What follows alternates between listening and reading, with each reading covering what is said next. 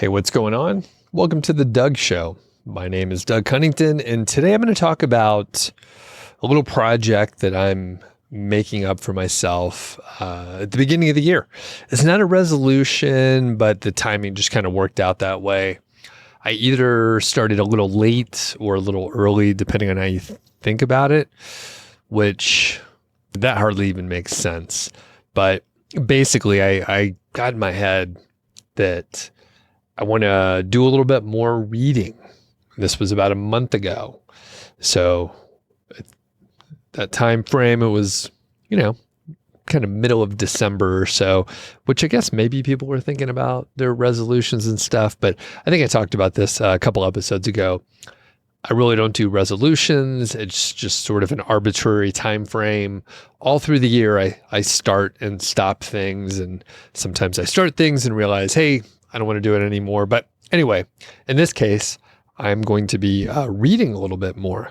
And I actually read quite a bit currently, but typically these days I'm reading a lot of not nonfiction. I'm reading a lot of fiction.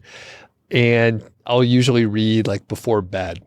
I gravitate towards sort of like mystery, crime, thriller type books. I like the Reacher series, like Jack Reacher, and I've read about 20 of those. That's by Lee Child. There's been a couple movies. There's an Amazon series. Amazon is a good series out there, so I do recommend you check it out if you like Reacher.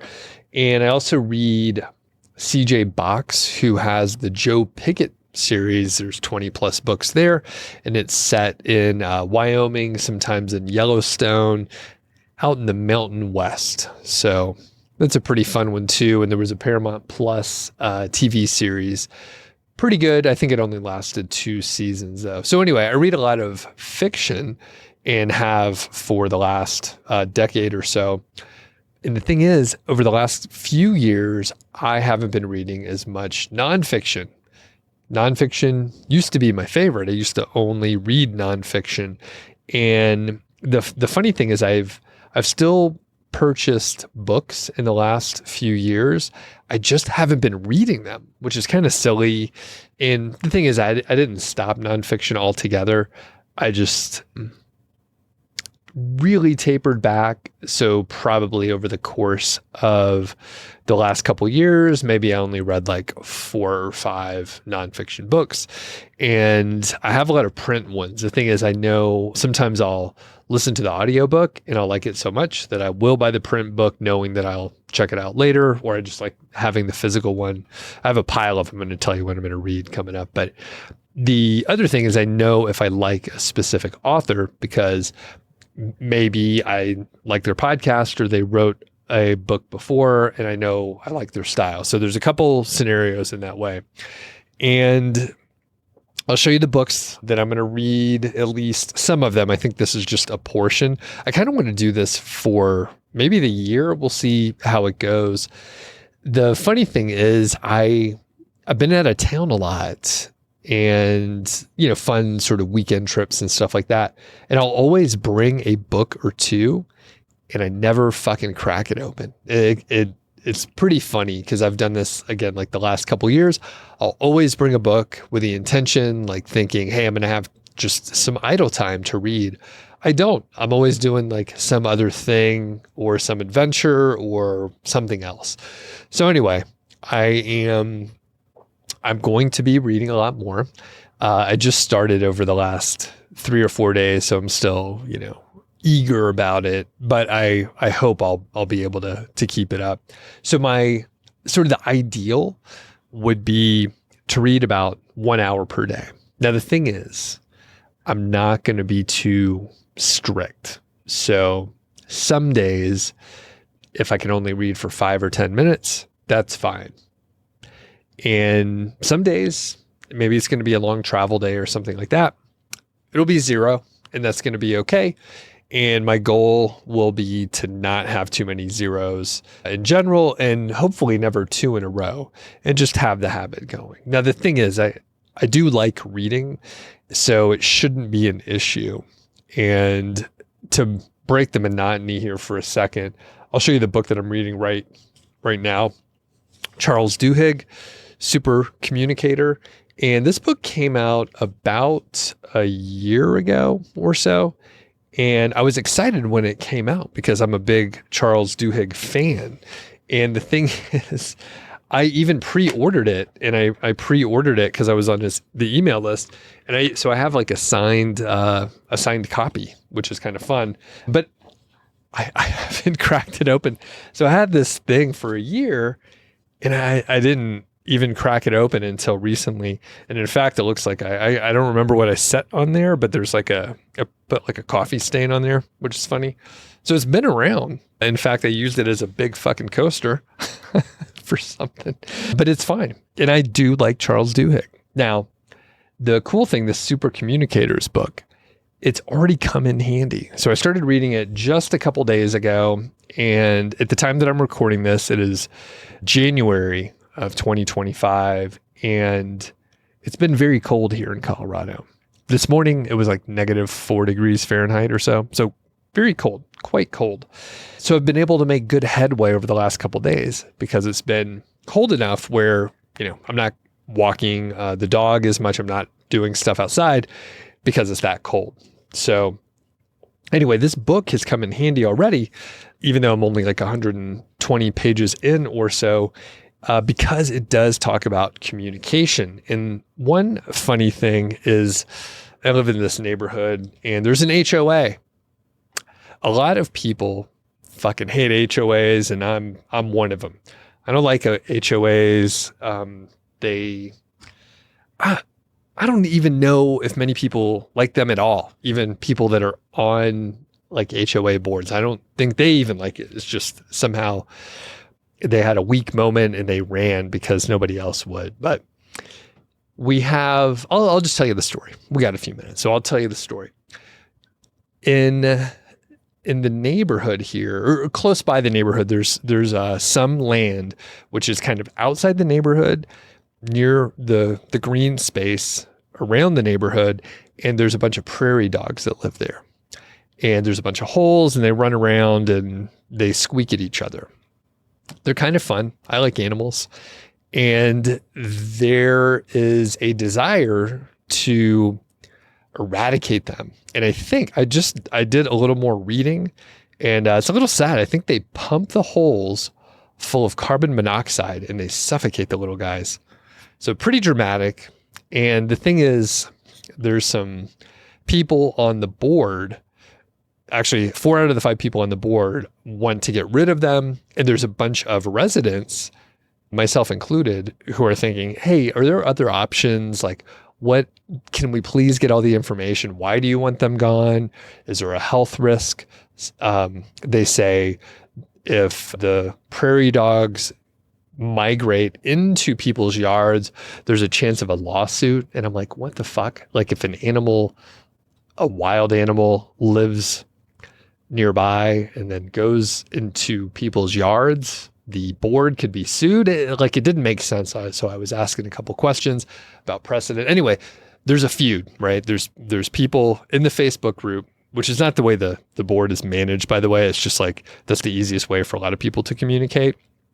So there are people kind of talking past each other, and they're like, we want to get rid of them. And here's a couple reasons why, which may or may not be valid. And then other people are saying, oh, we kind of like them, but they're not really asking each other like what is actually important to either group. Like, is it an eyesore? Do people just think, oh, the holes look bad, so we want to kill all these small animals? Or is it some other health issue, right? Turns out prairie dogs might carry the plague. Obviously, that's quite rare. It'll wipe out the whole colony in like 2 days, apparently. Anyway, I Googled some stuff and I found like an 86-page whole, single space, like long document talking all about prairie dogs in Boulder County. But anyway, I popped into the Facebook group and I asked, what is important to you on this side? And what is important to you on this side? because maybe there's some sort of middle ground compromise, but people are really digging in and they're just like, these people are fucking idiots or whatever. So it's like someone needs to sort of mediate. Well, to be clear, I don't want to be that person, but I popped in and I asked questions about what's important to both groups. And I think like maybe I'll understand it better. And the other thing, HOA boards suck. I'm not even sure if everyone is annoyed, like not annoyed, if the majority of residents don't want this to happen, like what needs to happen to like prevent them from eradicating, which is the word they use, the prairie dogs. So anyway, HOAs, right? They're crazy. So I did learn some techniques just in the first 120 pages where, you can ask a couple questions to go a little bit deeper and kind of try to understand what's going on. Great book. And I have Charles Duhigg's other two main books. I don't know if he's written others. I think he's only written 3, The Power of Habit and a productivity book called like Faster, Smarter, Better. I think that's what it's called. So anyway, I'm going through this SuperCommunicators book first. And actually at the rate that I'm going, I think I'm more than halfway through. I'm not sure at the end how many references and stuff are in there, but I'm making pretty good headway. And if I'm reading about 1 hour per day, I should be able to go pretty quickly through many books. That might be like 2 per week, depending, of course, on the length of the book. So let's go through some of the other ones. And if you're watching on YouTube, like comment your reading habits to help, boost the algorithm. Maybe more people will check it out. But let's go through some of the other ones. Quick caveat, some of these books I have read before, but I'm like, I'll read them again because they're good. But I'll tell you the ones that I have not read. So this book by Mark Manson, Everything is Fucked. I think this was like the second book in his Fucked series. This is a book about hope. And I really like Mark Manson. I've been listening to his podcast, probably maybe 50% of the episodes. And I bought this book. I think I still have the receipt in here. Or maybe I don't. I bought this book, I think when it came out, or at least when it first came out on paperback. So I got this, I think in 2019. And like I said, I do like Mark Manson and I like his style of writing, and it's quite casual and fun. And let me see, do I have the date on here? 2020. So I bought this in 2020. Sorry. Good book. I read apparently like 15 or 20 pages, but unlike when I started SuperCommunicators, with this, I didn't have much intention. So I would sit down and start reading like 2 pages at a time. That's what I used to do before I started reading pretty actively. I think in about 2012, 2013, I started reading like a lot more. Really, I went from reading like 0 to 2 books a year to like 20 to 40 or something like that. I need to look back. I do use Goodreads most of the time. And I think, for a couple of years, I read like 40 to 50 books, something like that. All right. So we got Everything is Fucked, which should be a good book. And here's another one that I have not read yet. Again, Cal Newport. I know he's a great author. I have Deep Work, which I found very good. And the thing is, I listened to quite a few Cal Newport podcast interviews before he had his own podcast. And he was starting to talk about slow productivity. And I was like, man, I like that mindset and approach. And I think it's something I want to do more of. And I bought this book. I pre-ordered it as well. I haven't cracked it open. It's been sitting back there. I haven't cracked the fucking thing open. And I've been listening a little bit more to Cal Newport's podcast. It's definitely deeper and more, it's longer than some shows that I like to listen to. Although now that I said that, I do listen to long shows, but I think Cal is such a good teacher that it's more dense than what I can handle sometimes. So when I see like a 90-minute podcast from Cal, I might not check it out because it'll be too dense. I probably listen to his show maybe like once a quarter or so if the title catches me. But I really do like Cal Newport a lot. I like his writing style. Deep work was like fairly influential for me. So I do have that. And I was like, I'll probably check it out again.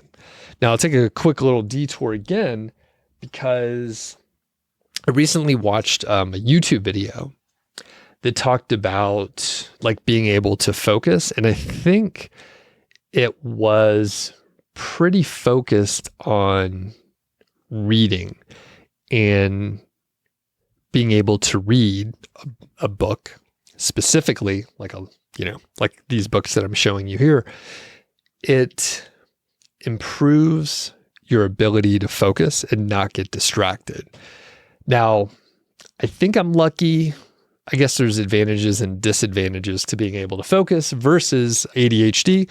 And actually a number of my friends, and you hear this often where someone's like, yeah, I was diagnosed with ADHD. I'm taking like whatever medicine, whatever kind of speed they give you. Not to laugh about people's ADHD, but I've talked to several people and they're like, yeah, I've taken, I started taking the medicine, we locked in the dosage and I'm able to focus like I've never have been before. Turns out I never had ADHD and I can sit and focus for hours at a time and I've always been able to. So a little bit lucky there, but the thing is I am not immune to the lure of lure of social media and short form content, which I tend to stay away from, right? I am susceptible to like Instagram and Instagram Reels, but YouTube Shorts, I'm not that into them. Like when they pop up, like when I open on my phone, my app, it tries to give me shorts and I'm like, fuck that. Like I get out of there. I want to watch like a little bit longer form video. However, again, I'm not immune to this stuff. So I'll watch a video that I'm interested in. And then there's a slow point and I look for another video like a addict, just trying to find something a little bit more interesting, something that'll hit me with some more dopamine. So as the last few weeks have gone on, I've been like, am I watching too much YouTube? And I don't even want to look at the screen time stats on my iPhone because I'm not going to like what I see. And the thing is, like, I do watch a lot of educational / entertaining things on YouTube. Is that the same as me just watching like old reruns of sitcoms and just like vegging out, which is valid. I do enjoy watching TV and I think that's totally fine. But am I doing too much of that? And am I consuming too much sort of like of that junk food of our attention span? Will I be better served to read things like deep work and slow productivity? Probably so. These things, they put a lot more time into it and they have professional editors that make sure the information is good and that it's well written. And if I'm consuming like higher quality stuff, will I have higher quality ideas? And I know that will be the case because I am just trying to veg out, which I think is valid. I've gone through a long period. I mentioned I started reading a lot more in 2013 and I worked very hard and I did a bunch of stuff. I learned many things and I'm in a little stage where I'm like, I need to veg out, let my brain rest a little bit and get a little bored. And I think that's totally fine. Maybe I need to work on some other stuff or do some physical challenges or whatever. But anyway, took a little break, but I was like, all right, do I feel good about like watching so much YouTube stuff and like trying to find new stuff to watch as I'm watching something else because I'm a little bit bored for 10 seconds. And that's not great. So this YouTube video that I watched, they were talking about like the fact that you can focus and read a book is a great thing. And I realized that I hadn't been doing that in a while. So that was part of the inspiration and the stack of books that I've been ordering yet not reading. So let's keep going through a couple more here and more YouTube comments if you want. What book are you reading? Or is there one here that I'm about to show you or that I'm reading that you want to read too? Well, what's on your list? Okay. Next one, we'll do one that I have not read yet. My friend Jordan Grumet wrote this, The Purpose Code. He was actually on the show a few weeks back, and I didn't realize it, but Morgan Housel did the blurb at the top, which is awesome. I love Morgan Housel. I have been reading his couple books, and I think he has a new one coming out later on this year that he's been teasing. His books are behind me, but I like devoured those as soon as I got them. Funny enough, yeah, the Morgan's books are like a couple of them. When I got them, I read them and I was like, I love these books. All right, next couple, Oliver Burkeman for these last two. So I've actually read both of these. So one is The Antidote, and I believe this was his first major book. Let me look at the date on here. But I read 4,000 Weeks and I was like, 4,000 Weeks is awesome. I'm going to get his other book. So this was in 2012. Oliver Burkeman wrote this in 2012, and I did not hear about it. It's The Antidote, and it's Happiness for People Who Can't Stand Positive Thinking. That's a great subtitle there. And when I first heard about Oliver Burkeman, it was because of this book, 4,000 Weeks. And it was on the Tim Ferriss podcast. Tim published one chapter from this, and I was like, this is fucking awesome. I've heard a lot about this book, but I didn't read it until I heard the blurb, and then I was like, I have to check it out. Tim Ferriss published chapter 13, Cosmic Insignificance Therapy, and it is the 13th of 14 chapters. So towards the end, you can go find it on the feed on the Tim Ferriss podcast. And the thing is, I heard about 4,000 Weeks for a little while, say a year. I don't know. I heard about it for a little while, and I was like, I get the point.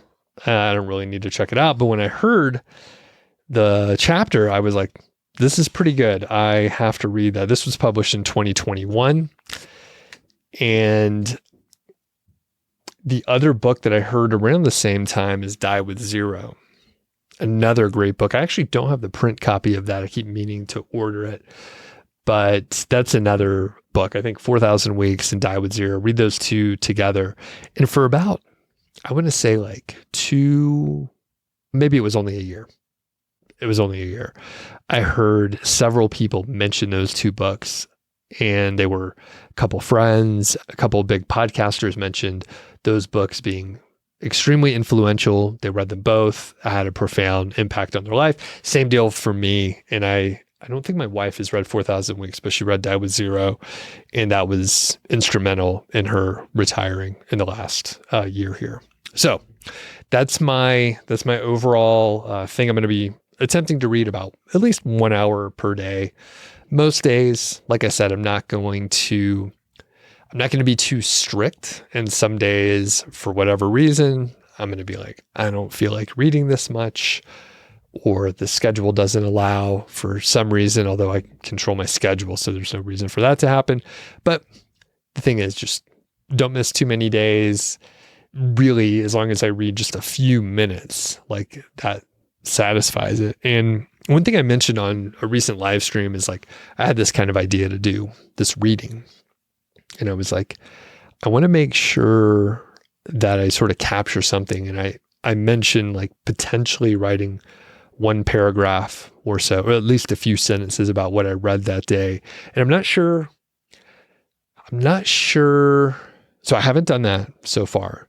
However, I have been keeping some notes. And one thing I started to do in the last couple of years is just write in my books, right? Like I own these, and typically I would like buy a book and I would read it and put it on the shelf.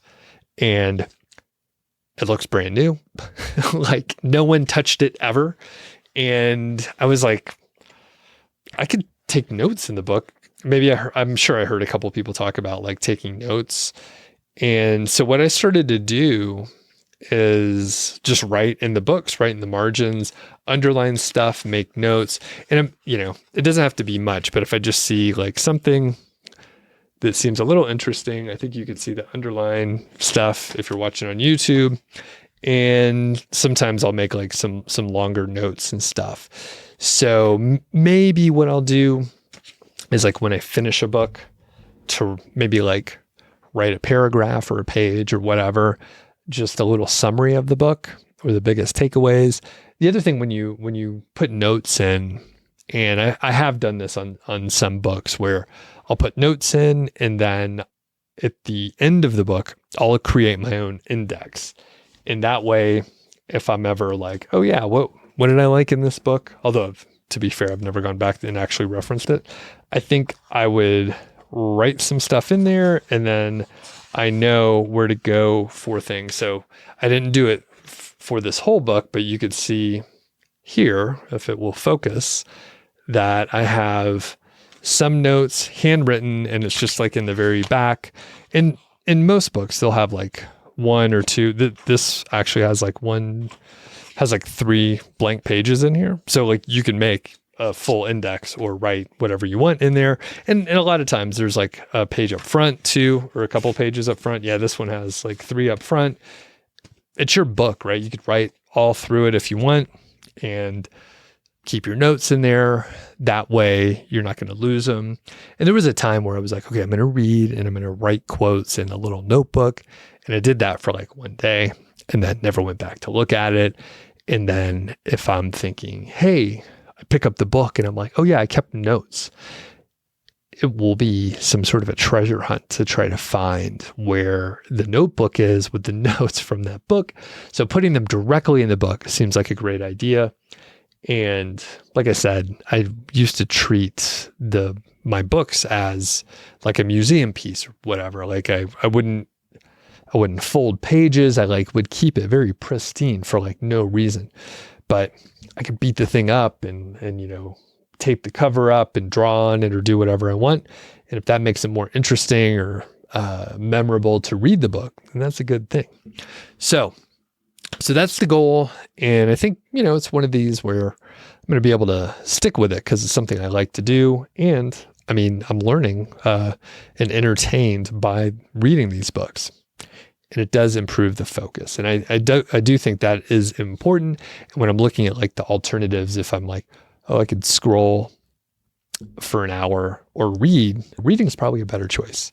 Now, luckily, side note, with the social media, like I said, I am a little susceptible, but I think the algorithm serves me pretty positive stuff. I am not really shown things where I compare myself to others, which is like one of the super negative things about social media. There's very few news stories. It's usually guitars and food and border collies. Sometimes, other breeds of dogs, but, fun pets overall or something funny. It's rare that it's a negative thing for me. And I'm a little bit, not lucky. I've like cultivated and I like don't pay attention to the garbage on there. So anyway, I'm going to be reading a bunch more.